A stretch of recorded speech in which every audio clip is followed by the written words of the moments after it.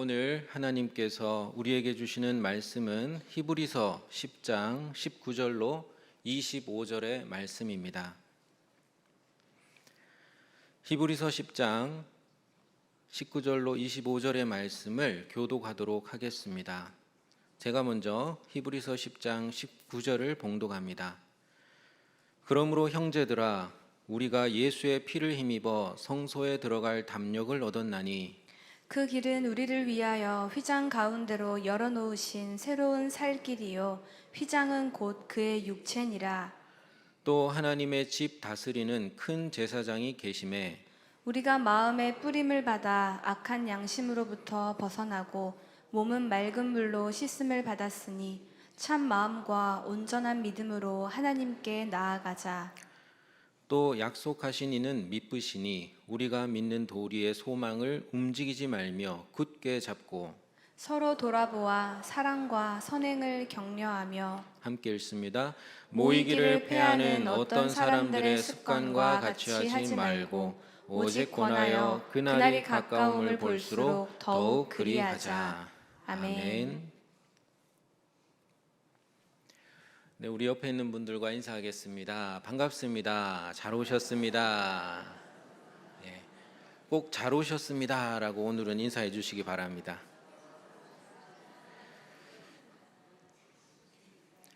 인터넷에 재미있는 글들이 참 많이 올라오는데요. 이런 제목의 글이 올라왔습니다. 습관의 무서움. 습관이 무섭다는 건데요. 샤워할 때 머리 감으면서 소변 보지 마세요. 많이들 샤워하시면서 머리 감으면서 솔직히 소변 보시잖아요. 왜 그런가 보니까 미용실에서 머리를 감겨주는데 습관대로 나도 모르게 그만. 무슨 말인지 모르겠는 분들은 예배 끝나고 도와주시기 바랍니다. 제 얘기는 아닙니다. 오해하지 마시기 바랍니다. 습관이 참 무섭습니다. 그죠? 습관이 인격을 형성하고 습관이 성공을 만들고 습관이 인생을 만든다, 이런 말들에 대해서 부정할 사람은 아무도 없습니다. 나쁜 습관을 가지고 좋은 인격자가 될 수 없고 큰 성공을 이룰 수도 없습니다. 나쁜 습관이 몸에 배었는데 어떻게 좋은 인생을 살 수 있겠습니까? 신앙이라고 다르겠습니까? 신앙은 은혜로 시작하죠. 하지만 습관으로 결정이 됩니다. 나쁜 습관을 가지고 좋은 신앙인으로 자랄 수가 없습니다. 그래서 오늘 말씀 25절에서는 나쁜 습관을 경고하고 있습니다. 우리 25절의 말씀을 함께 읽도록 하겠습니다. 시작.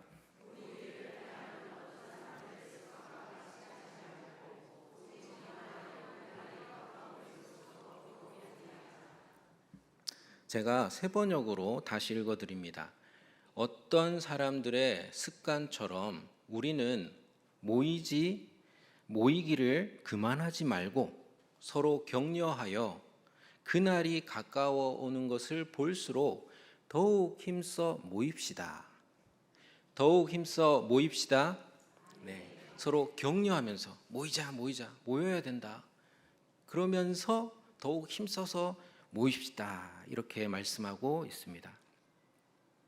세상은 어떻게 하면 복이 온다 그럽니까? 웃으면 복이 와요. 그러죠. 실제로 웃으면 좋은 일들이 많이 있을 수 있습니다. 그런데 교회는 모이면 복이 와요. 이렇게 말합니다. 모이면 복이 온다. 왜냐하면 교회는 누구의 이름으로 모입니까? 예수의 이름으로 모이기 때문입니다. 마태복음 18장 20절에 두세 사람이 내 이름으로 모인 곳에는 나도 그들 중에 있느니라 약속하셨습니다. 우리가 예수의 이름으로 모이면 예수께서 우리 가운데 함께 하시는 줄 믿습니다. 그래서 가장 복된 줄 믿습니다. 우리 옆에 있는 분들에게 이렇게 한번 축복하겠습니다. 모이면 복이 와요. 한 번 더 축복하겠습니다. 새벽에 모이면 더 복이 와요. 너무 기습적으로 제가 안 따라할 수도 없고, 그죠? 새벽에 모이면 더 복이 올 줄 믿습니다. 왜 예수의 이름으로 모이면 복이 올까요? 우리 같이 19절의 말씀 함께 읽어보겠습니다. 19절 시작. 그러므로 형제들아 우리가 예수의 피를 힘입어 성소에 들어갈 담력을 얻었나니. 아멘. 주의 이름으로 모인 교회는 모여서 뭐합니까? 예수의 피를 힘입어서 성소로 나아갑니다. 나아갈 수 있기 때문입니다. 그러니 성소로 나아갔으니 복이 올 수밖에 없지요. 성소는 무엇입니까? 성스러운 곳, 거룩한 곳입니다. 구약시대에서는 이 성소가 거룩하신 하나님이 당신의 백성들을 만나는 구별된 장소였죠.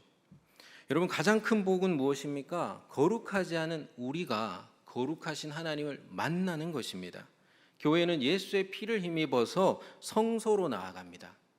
여러분, 성소는 그냥 성소가 아닙니다. 오늘 말씀 여러 번역들을 보시면 전부 다 대부분이 지성소라고 번역을 하고 있습니다. 지성소로 번역이 가능하기 때문이죠. 지성소는 성소 안에서도 지극히 가장 거룩한 곳이 지성소인데요. 그 지성소는 구약에서 1년에 한 번 대속죄일에 대제사장만 잠깐 들어갈 수 있었습니다. 그런데 그 지성소가 우리 모두에게 허락되었다는 겁니다. 쉽게 말하면 하나님을 깊이 만날 수 있는 특권이 우리에게 주어졌다는 것이죠. 이 특권을 여러분 놓치지 마시기를 바랍니다. 사용하시기 바랍니다. 10억의 카드가 있다고 10억이 들어있는 카드가 있습니다. 마음껏 쓰세요. 그럼 어떡하시겠어요? 마음껏 써야죠. 안 쓰면 바보가 됩니다. 여러분, 바보가 되지 마시기 바랍니다. 우리에겐 특권이 주어졌습니다. 하나님을 깊이 만날 수 있는 특권이 주어졌습니다. 고난주간, 특별히 특세 기간 동안 예수의 피를 힘입어서 지성소로 나아갑시다. 하나님을 깊이 만나는 복이 임할 줄 믿습니다. 예수의 피를 힘입어 지성소로 나아간다는 게 무슨 뜻일까요? 우리 같이 20절의 말씀 한 번 더 읽어보겠습니다. 20절 함께 읽습니다.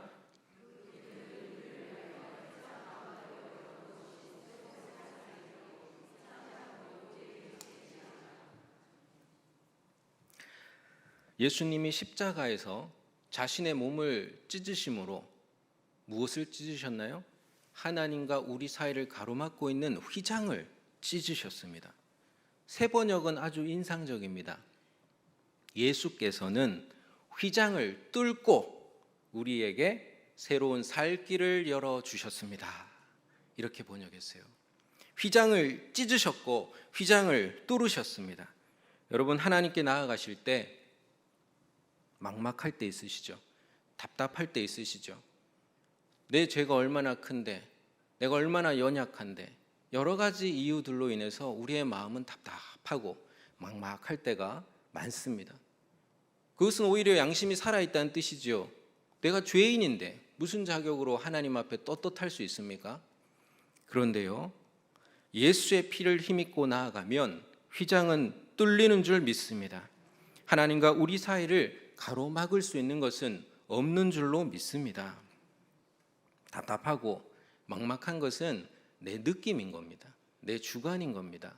사실은 무엇입니까? 사실은 로마서 8장 38절로 39절입니다. 내가 확신하노니 사망이나 생명이나 천사들이나 권세자들이나 현재일이나 장래일이나 능력이나 높음이나 깊음이나 다른 어떤 피조물이라도 우리를 우리 주 그리스도 예수 안에 있는 하나님의 사랑에서 끊을 수 없으리라. 아멘. 하나님과 우리 사이를 막을 수 없는 줄로 믿습니다. 어떤 것도 차단할 수 없어요. 그러니까 휘장이 없는 것입니다. 예수의 피를 힘입어서 우리는 이 새로운 살 길로 나아가야 되겠습니다. 예수의 피는 사람이 아니라 하나님의 공로요, 하나님의 의입니다.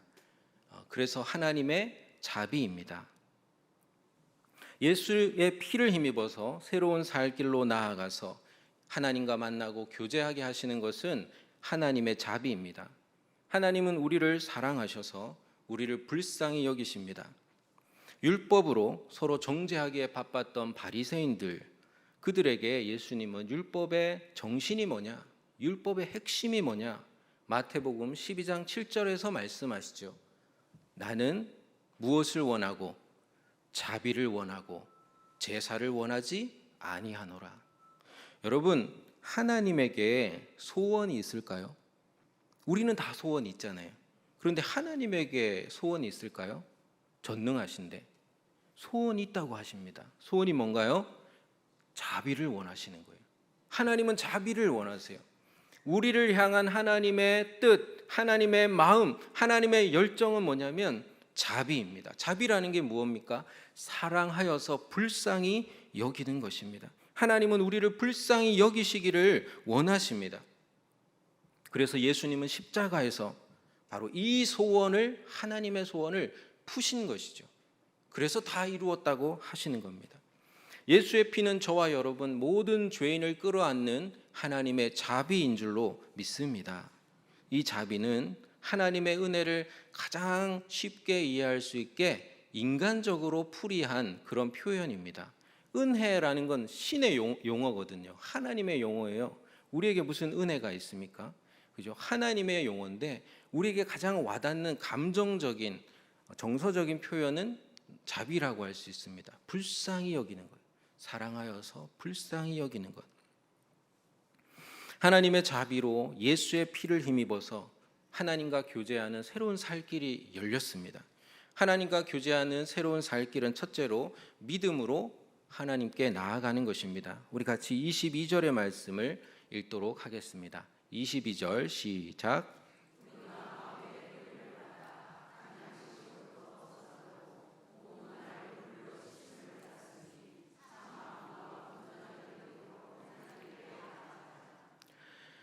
우리는 믿음으로 하나님께 나아갑니다. 믿음이 없으면 나아갈 수가 없죠. 근데 어떤 믿음입니까? 하나님이 우리를 사랑하셔서 불쌍히 여기신다라는 믿음입니다. 하나님의 소원은 우리를 향한 자비라는 믿음입니다. 그래서 예수께서 십자가에서 몸을 찢으심으로 하나님과 우리 사이를 가로막고 있는 휘장을 찢으셨다라는 믿음입니다. 그래서 예수의 피를 힘입고 나아가면은 그 휘장은 언제든지 뚫린다라는 믿음입니다. 예수의 피를 힘입고 나아가면 지성소로 들어갈 수 있고 그 지성소에서 하나님을 깊이 만나고 교제할 수 있다라는 이 믿음 말이지요. 예수의 피를 믿으면 예수의 피가 우리의 마음에 뿌려집니다. 그래서 우리의 마음이 악한 양심에서 벗어나게 됩니다. 그러니 예수의 피를 온전히 믿을 때에 우린 참된 마음이 되고 그 참된 마음과 온전한 믿음을 가지고서 하나님께 나아가게 되는 것이죠. 그렇게 나아갈 때에 히브리서 11장 6절의 말씀처럼 자기를 찾는 자들에게 상 주시는 하나님께서 우리에게도 때에 맞게 상을 주실 줄로 믿습니다. 한번 따라해 주시기를 바랍니다. 믿음으로 상 주시는 하나님께 나아가자. 하나님의 자비로 예수의 피를 힘입어서 우리가 하나님과 교제하는 이 새로운 살 길로 나아갈 때에 두 번째 길에 들어섭니다. 둘째 길은 소망의 길인데요. 이 소망의 길은 소망으로 생명의 약속을 굳게 잡는 것입니다. 23절의 말씀을 함께 읽도록 하겠습니다. 시작. 또 약속하신 이는 미쁘시니 우리가 믿는 도리의 소망을 움직이지 말며 굳게 잡고. 믿음은 소망으로 이어집니다. 자동으로 나아가게 됩니다.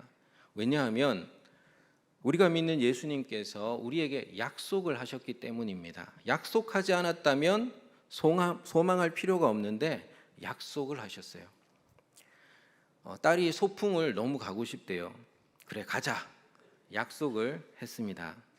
그래서 딸이 종이에다가 가고 싶은 곳을 막 적는 거예요.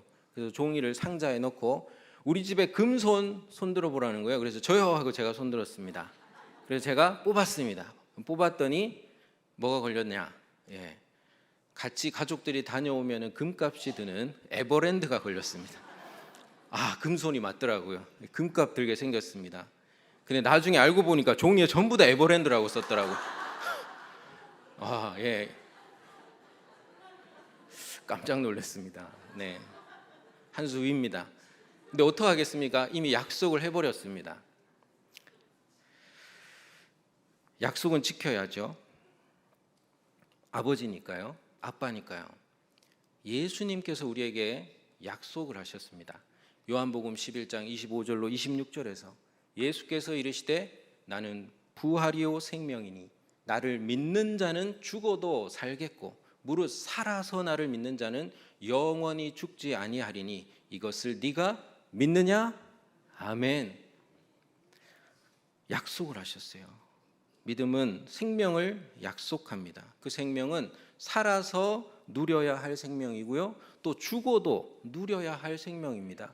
그 생명은 어제와 오늘과 그리고 내일 그리고 영원까지 지속되는 생명이고요, 그 생명은 우리의 영혼뿐 아니라 우리의 인생과 역사와 우주까지 확장되는 생명입니다. 그러니까 우리가 약속받은 그 생명은 지금 살아있고요, 움직이고요, 되어감 속에 있고요, 피어남 속에 있다는 것입니다. 생명은 우리에게 계속 약속을 하고 있습니다. 저는 그 백인성 목사님께서 그 고구마 키운 얘기를 하시는데 너무 재밌게 들었습니다. 고구마를 한 번도 안 해본 사람이 해가지고, 그죠? 예, 다 모았는데 한 주먹 되더라. 그게 너무 웃겼는데, 근데 여러분 어떻습니까? 왜 키웁니까? 이 생명이 나에게 약속을 하기 때문이에요. 나를 키우면 생명이 막 피어난다, 생명이 자라난다, 30배, 60배, 100배 결실을 한다. 물론 한 3배 정도의 결실밖에 못했지만 약속을 합니다. 생명은 우리에게 약속을 합니다. 우리는 아무 약속이나 믿어서는 안 됩니다. 약속은 믿을만 해야 합니다. 믿을 만한 존재가 한 약속이어야 합니다. 여러분, 믿으시다 했습니다. 이것은 신실하다는 뜻이죠. 신실하신 주님께서 우리에게 생명을 약속하셨습니다. 그것은 주님이 하신 약속이기 때문에 믿을 만한 줄로 믿습니다. 부활의 사건을 통해서, 그리고 부활의 영이 교회 안에서 살아 역사하기 때문에 우린 그것을 통해서 우리가 받은 이 생명의 약속이 믿을 만한 것임을 알고 있습니다. 이 약속을 굳게 잡을 때에 소망이 우리 안에서 솟아나는 것이지요. 히브리서 기자는 소망이 뭐냐? 영혼의 닷이라고 멋지게 표현합니다. 히브리서 6장 19절입니다. 우리가 이 소망을 가지고 있는 것은 영혼의 닷 같아서 튼튼하고 견고하여 휘장 안에 들어가나니. 소망은 영혼의 닷입니다. 인생이라는 배는 풍랑을 만나서 흔들리기 마련이죠. 막 흔들리다 보면 성소에서 멀어집니다. 어느 순간 하나님과 멀어집니다. 왜입니까? 영혼의 닷이 없어서 그렇습니다. 닷은 배를 고정시킵니다. 영혼의 닷은 약속을 굳게 잡는 소망입니다. 여러분, 새벽 지금 특세 가운데 있는데 주제가 뭐죠? 주의 약속을 내게 보이소서. 여러분, 일주일 동안 특세하시면서 하나님께서 여러분 한 사람 한 사람에게 필요한 약속을 하시기를 바랍니다. 근데 그 약속을 보이실 때 우리는 어떻게 해야 되겠습니까? 그 약속을 굳게 잡아야 하는 것입니다. 가끔 제 아내가 저한테 이런 얘기 할 때가 있어요. 아직도 그거 가지고 기도하냐? 1년 넘게 계속 기도하는 거예요, 제가. 야, 하나님도 징글징글 하시겠다고 그렇게 얘기할 때가 있습니다. 전 될 때까지 합니다. 안 되면은 그게 안 되는 이유를 저에게 설득해 주시거나 하나님께서. 여러분, 하나님의 약속을 굳게 잡으시기를 바랍니다.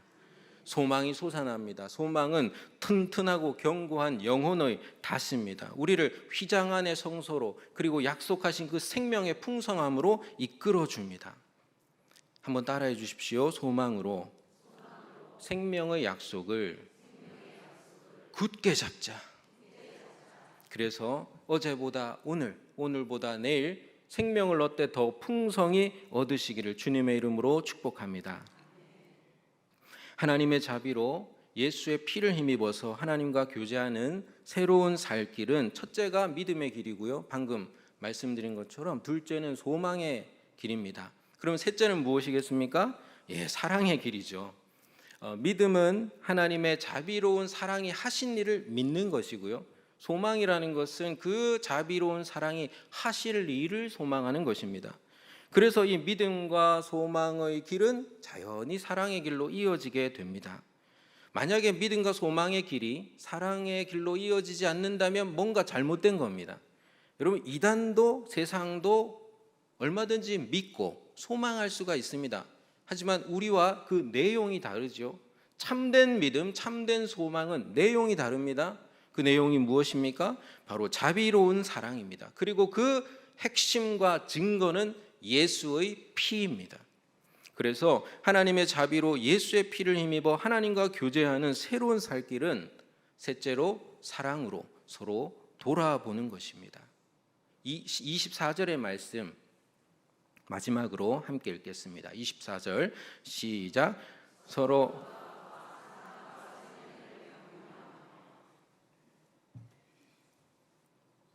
서로 돌아보는 것은 사랑의 시작입니다.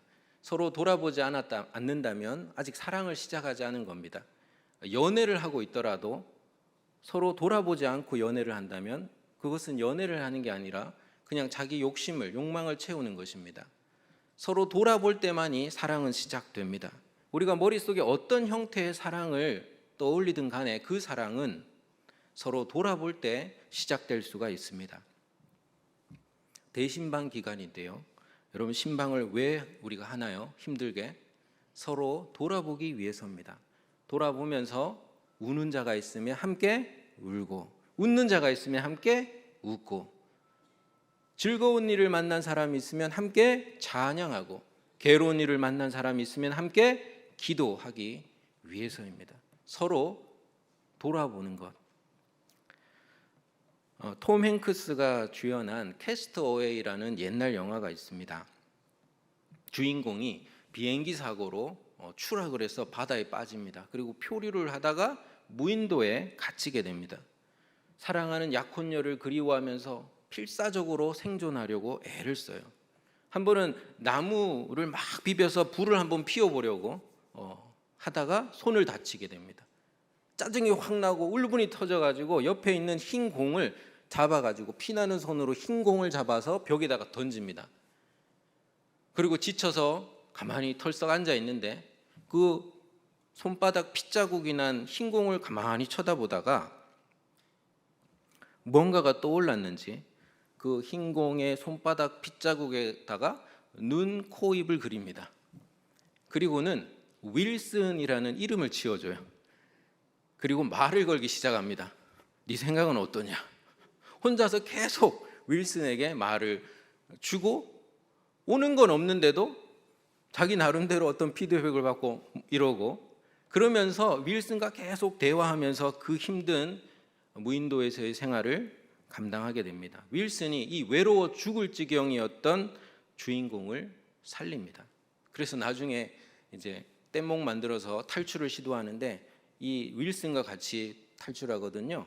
공이 바다에 탁 빠져버렸어요. 그래서 상어가 막 오는데도 이 윌슨을 구하려고 뛰어듭니다.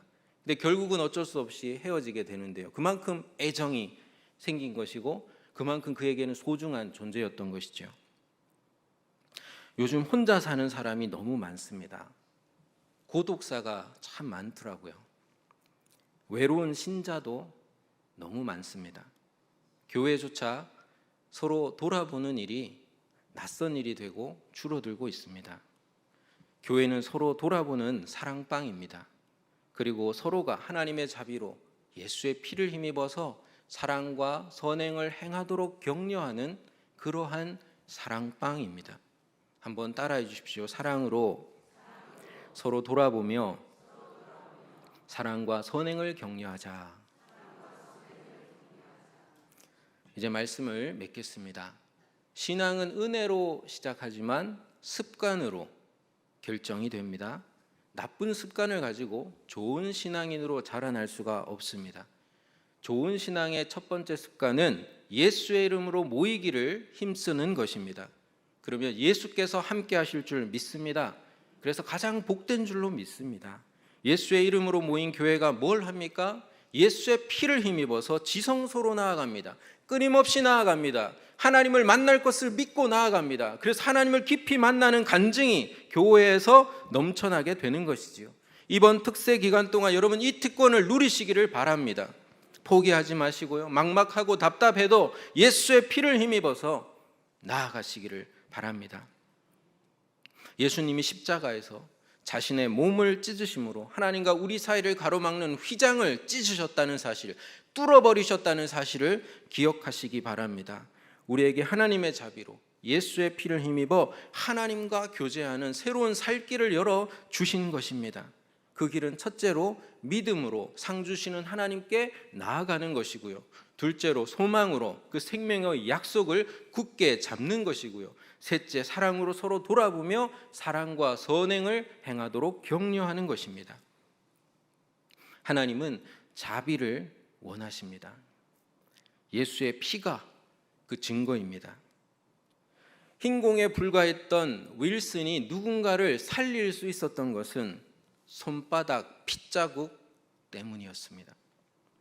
예수님은 흰 공처럼 아무것도 아닌 우리에게 십자가에 못 박힌 손바닥 핏자국을 찍어 주십니다. 누군가를 새로운 살 길로 인도하라는 소명을 인치신 겁니다. 예수의 피를 힘입어서 믿음, 소망, 사랑, 은혜, 미소사 은혜의 길로 나아가시고 누군가를 그 새로운 살 길로 인도하는 참으로 복된 인생을 사시기를 주님의 이름으로 축복합니다. 기도하겠습니다.